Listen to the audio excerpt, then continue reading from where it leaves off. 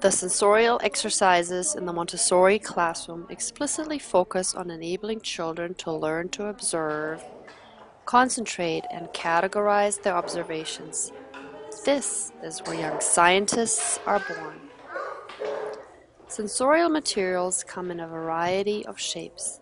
Each material isolates a certain quality. The red rods focus attention on length.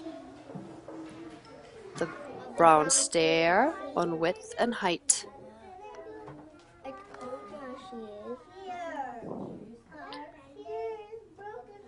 Other materials, like these knobless cylinders, change in height and width simultaneously.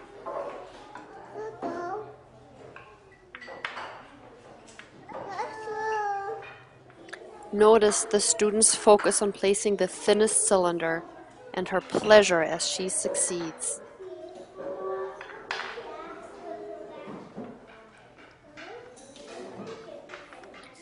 This little girl is comparing and matching the sounds made by shaking different cylinders. This girl is comparing musical tones and matching bells by the tones they produce.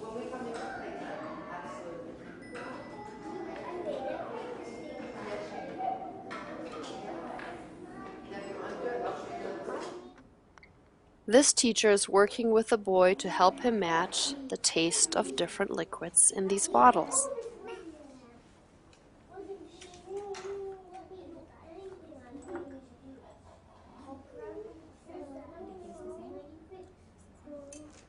More advanced sensorial work introduces, for example, geometric shapes, such as here with the constructive triangles.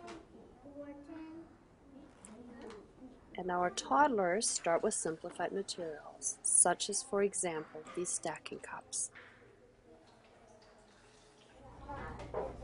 As everywhere in Montessori, our students choose to work on these activities. This girl is setting up the sound cylinders. Notice with what care she sets up her work. The covers line up with the boxes. The boxes line up with each other. The cylinders line up in 2 straight rows. Observe the concentration on her face as she listens to the sound to match the cylinders.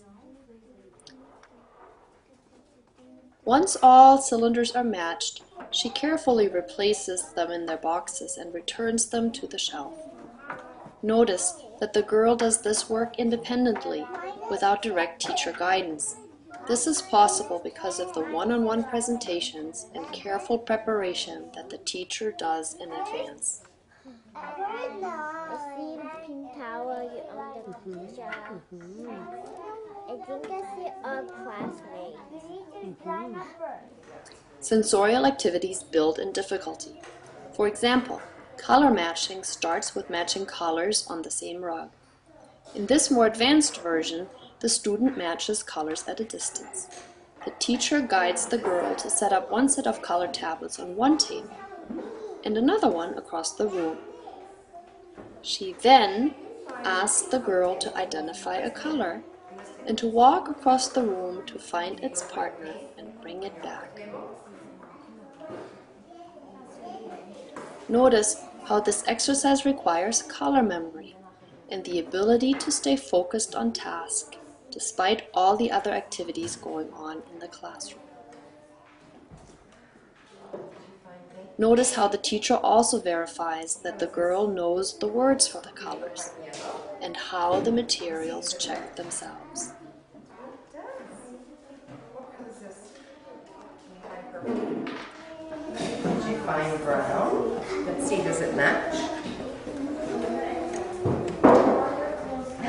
It matches. What color is this? What color? Blue. Can you go find blue for us? This quality of being self-correcting is also obvious with a pink tower. Here, the teacher guides the boy as he starts with his work. But he doesn't need her to see if he does his work right. Observe how the materials help him correct himself when he makes an error.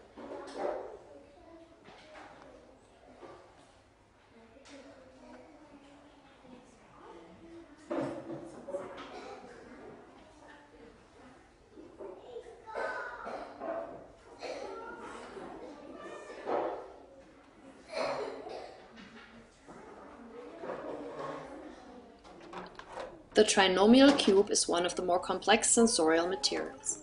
It represents an advanced mathematical formula, which the students later encounter in Montessori Elementary. But it is also a challenging puzzle, which requires the student to apply skills he has learned before. He attends to color and size, and he has to concentrate to put the whole puzzle together. This is a great exercise to try when you visit a classroom. It'll give you an appreciation for how effortlessly this young girl solves a challenging puzzle.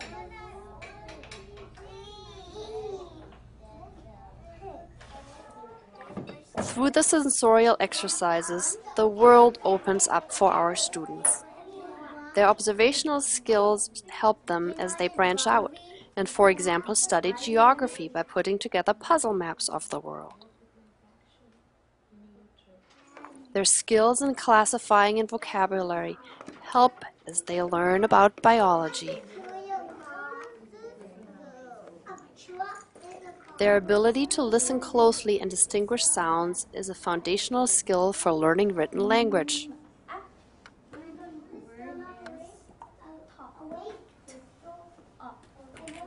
And learning to distinguish quantities is the foundation for mathematics, which take even kindergartners into the thousands and beyond in our Montessori classrooms.